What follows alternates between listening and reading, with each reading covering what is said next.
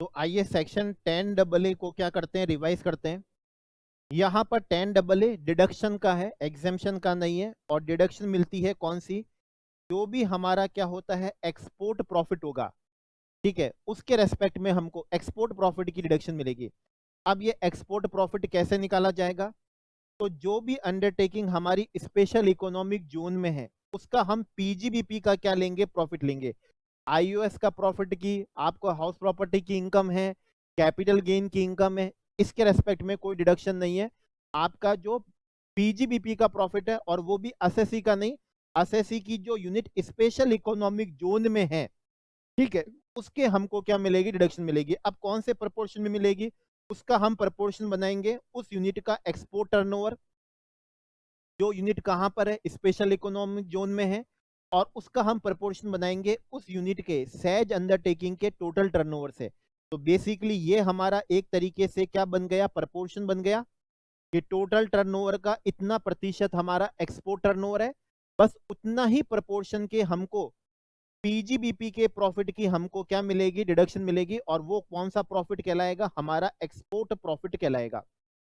अब इसमें एक बात ध्यान रखिएगा, वैसे तो हम जब टोटल इनकम की कंप्यूटेशन करते हैं तो पीजीबीपी के प्रॉफिट के अंदर ये जो कैश कंपनसेटरी होते हैं ना, स्कीम होती है, ड्यूटी ड्रॉबैक होते हैं, ड्यूटी एंटाइटलमेंट पासबुक होती है हमारी, या profit on sale of import entitlement licence होते हैं, तो टोटल इनकम की कंप्यूटेशन में ये हमारे पीजीबीपी में इंक्लूड होते हैं, पीजीपी का प्रॉफिट होता है। लेकिन जब हम सेक्शन 10AA की डिडक्शन निकालेंगे तो पीजीबीपी के प्रॉफिट में इनको इंक्लूड नहीं करेंगे, इनको इंक्लूड नहीं करेंगे। किसको, सीसीएस कैश, जो हमारा कंपनसेटरी स्कीम है, ड्यूटी ड्रॉबैक है, डीईपीएस है, ठीक है ना, profit on sale of import entitlement क्या लाइसेंस है, इसको इंक्लूड नहीं करेंगे। रीजन बीइंग ये हमें गवर्नमेंट की स्कीम से क्या करा है, मिला है, ये हमारे बिजनेस का एट्रीब्यूटेबल नहीं है। और यहां पर हम सिर्फ उस प्रॉफिट की डिडक्शन दे रहे हैं जो प्रॉफिट हमारे बिजनेस के क्या हो, एट्रीब्यूटेबल हो, बिजनेस का क्या हो, इंसिडेंटल हो।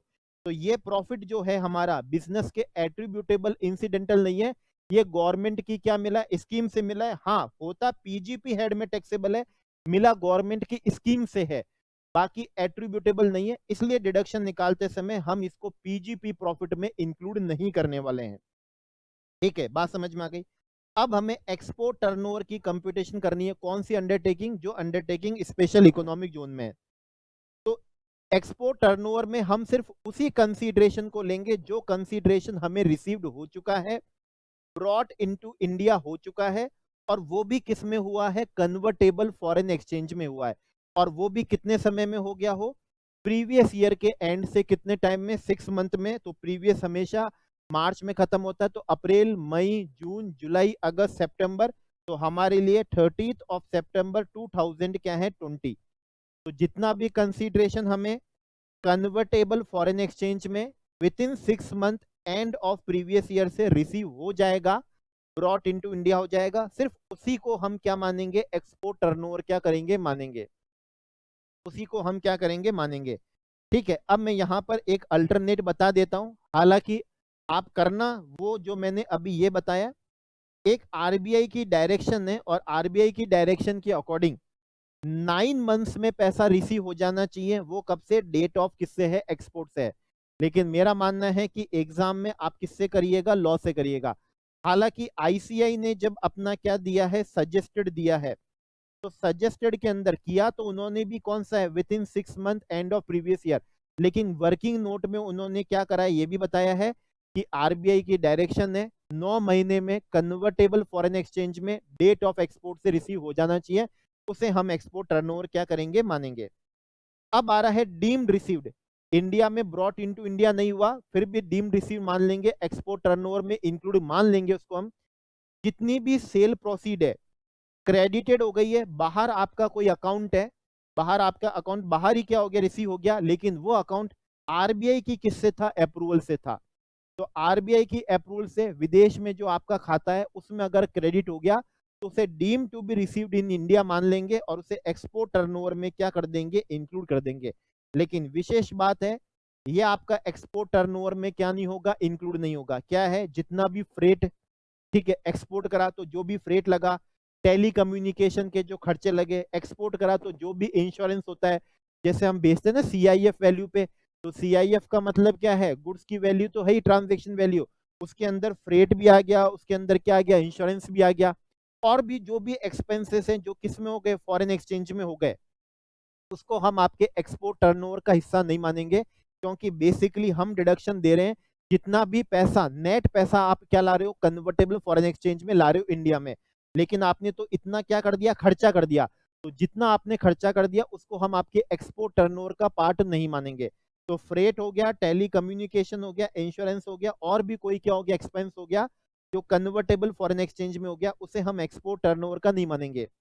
न्यूमरेटर और डिनोमिनेटर दोनों कंपेरेबल होनी चाहिए, तभी क्या बनता है, सही प्रपोर्शन बनता है। इसलिए ये हमारे ना तो एक्सपोर्ट टर्नओवर का पार्ट बनेगा और ना ही ये हमारे टोटल टर्नओवर का पार्ट बनेगा। क्या, फ्रेट हो गया, टेली कम्युनिकेशन हो गया, इंश्योरेंस हो गया, एक्सपेंस हो गया, जो किस में हुए, फॉरेन एक्सचेंज में हुए, ना ये न्यूमरेटर के क्या बनेंगे, पार्ट बनेंगे, और ना ही ये हमारे डिनोमिनेटर में टोटल टर्नओवर का क्या बनेंगे, पार्ट बनेंगे, ना ही एक्सपोर्ट टर्नओवर का पार्ट बनेंगे। ठीक है, क्यों, क्योंकि प्रपोर्शन क्या होना चाहिए, हमेशा कंपेरेबल होना चाहिए। तो ये बात आपको समझ में आ गई है, ये हमारे टोटल टर्नओवर का भी क्या नहीं बनेगा, पार्ट नहीं बनेगा। अब ये जो 10AA की जो हमारी क्या है डिडक्शन जो है, ये डिडक्शन हमें किस में से मिलेगी, ग्रॉस टोटल इनकम में से मिलेगी। पीजीपी हेड में से लेस मत करिएगा, पीजीपी हेड में से लेस मत करिएगा, ग्रॉस टोटल इनकम में से करिएगा। और जीटीआई में से लेस करने का मतलब क्या है, पहले आप अपने सारे लॉसेस, करंट ईयर के ब्रॉड फॉरवर्ड लॉसेस, सब कुछ क्या कर लो, सेट ऑफ कर लो, उसके बाद जो ग्रॉस टोटल इनकम आए उसमें से हम आपको ये डिडक्शन देंगे। कहने का मतलब ये है, मान लीजिए एग्जाम्पल है, 10AA की डिडक्शन आपकी बन रही है कितने की, 200 लैक्स की, 200 लैक्स की क्या बन रही डिडक्शन मिल रही है। ठीक है, जो भी आपका एक्सपोर्ट प्रॉफिट बना वो 200 लाख है। आपकी जो ग्रॉस टोटल इनकम आई है ना, करंट ईयर के लॉसेस क्या करने के बाद, सेट ऑफ करने के बाद, हाउस प्रॉपर्टी का लॉस सेट ऑफ हो गया है, ठीक है, बात समझ में आई। तो ये क्या हो गए, सेट ऑफ अदर सोर्सेज, ये सब सेट ऑफ या brought forward losses set of होने के बाद आपका इस बार ग्रॉस टोटल इनकम आई 50 लाख है। अब बोलिए 50 लाख में से आप 200 लाख को कैसे डिडक्शन लेंगे, या आप ये सोच रहे हैं कि मेरे को 150 लाख का लॉस क्या होगा, अलाउ होगा, तो आंसर इज नो। बस यहां पर यही कहा जा रहा है, ये डिडक्शन हम ग्रॉस टोटल इनकम में से देंगे। और आपको ध्यान हो, जो डिडक्शन ग्रॉस टोटल इनकम में से मिलती है वो ग्रॉस जीटीआई के अमाउंट से क्या नहीं मिलती, ज्यादा नहीं मिलती। तो इस वाले केस में हमको डिडक्शन कितनी मिलेगी, 50 लाख ही मिलेगी। ठीक है, तो ये डिडक्शन हमको किस में से मिलेगी, ग्रॉस टोटल इनकम में से मिलेगी। और जीटीआई कैसे निकालते हैं, current year, brought forward losses, सब कुछ क्या करने के बाद में है, सेट ऑफ करने के बाद में। अब ये जो डिडक्शन जो है में है एक्सपोर्ट प्रॉफिट की, आपके मैन्युफैक्चरिंग के जो पहले 5 साल होंगे, कॉन्जिक्यूटिव 5 ईयर्स हैं, उसमें आपको जितना भी एक्सपोर्ट प्रॉफिट है उसके 100% की आपको डिडक्शन मिलेगी। ठीक है, प्रोवाइडेड मिलेगी किसमें से, ग्रॉस टोटल इनकम में से। नेक्स्ट जो 5 कॉन्जिक्यूटिव असेसमेंट होंगे, जैसे 6 से लेकर 10, 6, 7, 8, 9, 10, तो अगले 5 साल डिडक्शन मिलेगी एक्सपोर्ट प्रॉफिट की 50% की, फिक्स्ड है डिडक्शन 50% मिलेगी। लेकिन सब्जेक्ट टू क्या होगा, ग्रॉस टोटल क्या होगा, इनकम होगा। सब्जेक्ट टू क्या होगा, ग्रॉस टोटल क्या होगा, इनकम होगा। Okay, yes. अब नेक्स्ट जो 5 ईयर्स होंगे, डेट इज 11 से लेकर 15 तक जो होंगे, यहां आपको डिडक्शन मिलेगी एक्सपोर्ट प्रॉफिट का 50 मिल जाएगी। ठीक है, मिल जाएगी, ये मैक्सिमम 50 मिलेगी। लेकिन अब डिडक्शन लेने के लिए आपको एक पीएनएल से पैसा रिजर्व में ट्रांसफर करना पड़ेगा, जिस रिजर्व का नाम होगा special economic zone reinvestment allowance reserve. तो रिजर्व में पैसा जितना भी ट्रांसफर करा और एक्सपोर्ट प्रॉफिट का 20%, दोनों में से जो भी लोअर होगा उसकी डिडक्शन मिलेगी। मतलब एक्सपोर्ट प्रॉफिट का 50% तो मैक्सिमम हो गया। कहने का मतलब है एक्सपोर्ट प्रॉफिट आपका मान लीजिए 60 लैक्स का है, तो उसका 50% कितना बनेगा, 30 लैक्स बनेगा। और आपने रिजर्व में पैसा कितना ट्रांसफर करा, 20 लाख ही करा, तो डिडक्शन आपको कितने की मिलेगी, 20 लाख की मिलेगी। ठीक है, अब इसके अंदर देख लीजिए, एक्सपोर्ट प्रॉफिट का 50% तो कितना है, 30 लाख है। आपने पीएनएल से, PNL account DR to special economic zone reinvestment allowance क्या है, रिजर्व, शॉर्ट में लिख रहा हूं। मान लीजिए ये आपने 50 लाख क्या कर दिया, ट्रांसफर कर दिया। तो डिडक्शन आपको कितनी मिलेगी, विच एवरेज लोअर कितने की मिलेगी, 30 की मिलेगी। ये कौन सी ईयर की बात है, 11th 12th 13th assessment year, 14th और 15th। पहले 10 साल के लिए कोई रिजर्व बनाने की जरूरत नहीं है, ठीक है ना। पहले 10 साल कोई रिजर्व बनाने की जरूरत नहीं है। पहले 5 साल बिना रिजर्व बनाए 100% है, अगले 5 साल बिना रिजर्व बनाए 50% है। लेकिन 11 से लेकर 50 में रिजर्व बनाना पड़ेगा। जितना पैसा रिजर्व में डालोगे और एक्सपोर्ट प्रॉफिट का 50% विच एवरेज लोअर की आपको डिडक्शन मिल जाएगी। अब एक बात और देखिएगा, 10AA की डिडक्शन है आपकी, मतलब आप स्पेशल इकोनॉमिक जोन के अंदर यूनिट है और आप कर क्या रहे हो, स्पेसिफाइड बिजनेस कर रहे हो, जिसकी 35 AD में इन्वेस्टमेंट लिंक डिडक्शन मिलती है। ये दोनों ही डिडक्शन म्यूचुअली एक्सक्लूसिव है। मतलब ऐसा नहीं है कि आप स्पेसिफाइड बिजनेस कर रहे हो तो आप इन्वेस्टमेंट की डिडक्शन ले लोगे, 35 AD में ले ली डिडक्शन, और फिर अगर गलती से कोई प्रॉफिट आ भी गया, वैसे तो आएगा ही कैसे, क्योंकि इन्वेस्टमेंट की आपने एक साथ ही पूरी 100% डिडक्शन ले ली, और आ भी गया तो फिर आपने 10AA की क्या ले ली, एक्सपोर्ट प्रॉफिट की ले ली। लॉ ने इन दोनों सेक्शन को क्या बना दिया, म्यूचुअली एक्सक्लूसिव बना दिया है, ठीक है ना। या फिर तो आप 10AA होगा, और या फिर तो क्या होगा, 35 क्या होगा, AD होगा, ठीक है ना। कहने का मतलब है कि अगर आपने किसी ईयर में 35 AD ले ली तो अब किसी भी ईयर में आप 10AA की नहीं ले सकते, दोनों म्यूचुअली एक्सक्लूसिव है। या फिर तो आप प्रॉफिट वाली डिडक्शन लो, या फिर आप इन्वेस्टमेंट वाली क्या लो, डिडक्शन लो। आप इन्वेस्टमेंट लेके फिर प्रॉफिट की डिडक्शन नहीं ले सकते, दोनों साथ में नहीं ले सकते, ठीक है। अब एक बात और समझिएगा, इंपॉर्टेंट बात है।